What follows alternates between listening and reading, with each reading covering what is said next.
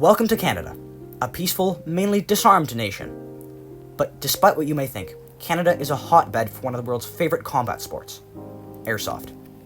And my name's Holden. I've been playing Airsoft for 3 years, and I really like Airsoft because I think it's a good way to train in, for a combat situation without really hurting yourself, and just a fun way to, play a sport and get out there and have fun with friends. Like, I've met some of the best people I know personally, because everyone's really accepting, and at the end of the day, we're all just going out to dress up in military gear and shoot each other with toys.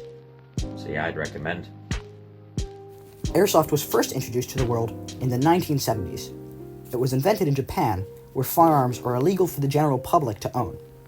The citizens of Japan wanted an alternative to real guns for purposes of self-defense, having fun with friends, or just shooting cans in the backyard. Enter the airsoft gun. For a while, airsoft guns weren't incredibly popular. This all changed in the 90s when the company Tokyo Marui introduced the first AEG, which stands for Automatic Electric Gun. This was a huge development in airsoft, as players wouldn't have to load and cock each shot individually. Over time, the sport spread like wildfire all across the globe, despite being banned in many countries like Australia and Singapore. Fast forward to 2020, and Canada proposes a new bill called C-21. C-21 proposes to amend the laws surrounding firearms in Canada.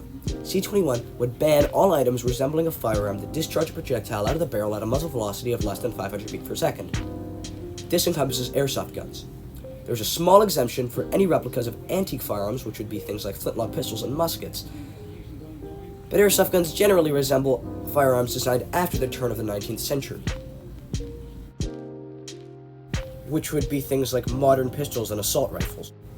If Bill C-21 does pass, airsoft in Canada would be eliminated, and hundreds of thousands of people would lose access to the sport they love so much, not to mention countless amounts of people who would lose their jobs in airsoft shops, fields, factories that make airsoft guns, and other things like that.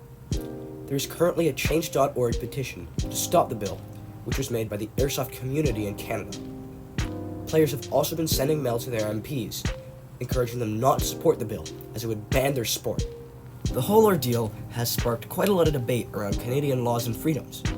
A quote I once saw in relation to the issue was something like, banning fake guns to prevent people killing people with real guns is like banning sober drivers from driving to prevent drunk drivers killing sober drivers in car accidents. I am, of course, obligated to take into account the other side of the argument.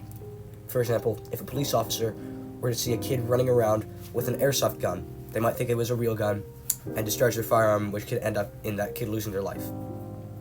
But if you're trying to stop gun-related deaths, ban real guns, not our toys.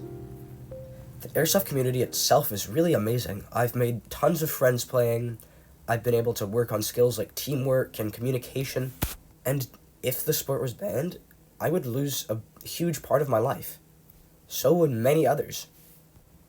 If whoever's watching this documentary right now hasn't played airsoft before, doesn't really know much about it other than this documentary, or maybe I just did an awful job explaining it and you're still confused about it, give it a go. Try playing. It is such a great sport. It is so fun, and it's a great way to get outside, get some exercise, and spend some time with friends. If, after watching this documentary, you feel like you want to do something to help the airsoft community in Canada, you can scan this QR code, which will take you to the Change.org petition to stop Bill C-21, or, even better, you can email your Member of Parliament asking them to not support Bill C-21. I would like to also state that I do not at all support gun violence, nor do I support the glorification of it.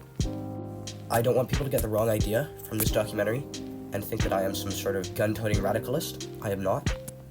I just don't want to lose this sport that I love so much. I really hope you enjoyed this documentary. I put a lot of work into it. Airsoft is something that I really love, a huge part of my life, and it would be really sad to see it go. I understand if you still have fears with airsoft guns or still think that the sport glorifies violence. Those are completely valid arguments. But if you still support the proposed ban of airsoft guns in Canada, please walk a mile in the muddy surplus combat boots of an airsoft player like myself.